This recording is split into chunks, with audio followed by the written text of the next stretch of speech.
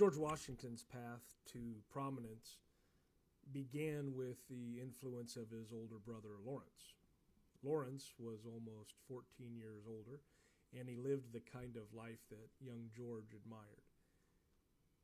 He served in the British military, he married into the powerful Fairfax family, and he lived at Mount Vernon, which was a place that George fell in love with very early on. After their father died, Lawrence naturally became George's mentor, and through him, George met influential families, he learned refined manners, and he started to understand how leadership looked in colonial Virginia.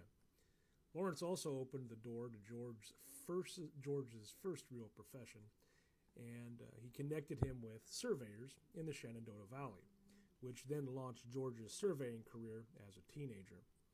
When Lawrence fell ill with tuberculosis, George stayed by his side. He even traveled with him to Barbados, the only time Washington ever left the American mainland. Lawrence died in 1752, and that loss reshaped George's future again.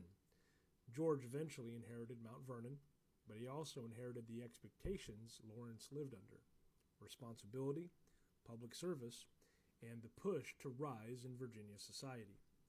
Lawrence didn't just leave George a property, he left him a model to follow, and that quiet mentorship became one of the strongest influences on the man George Washington became.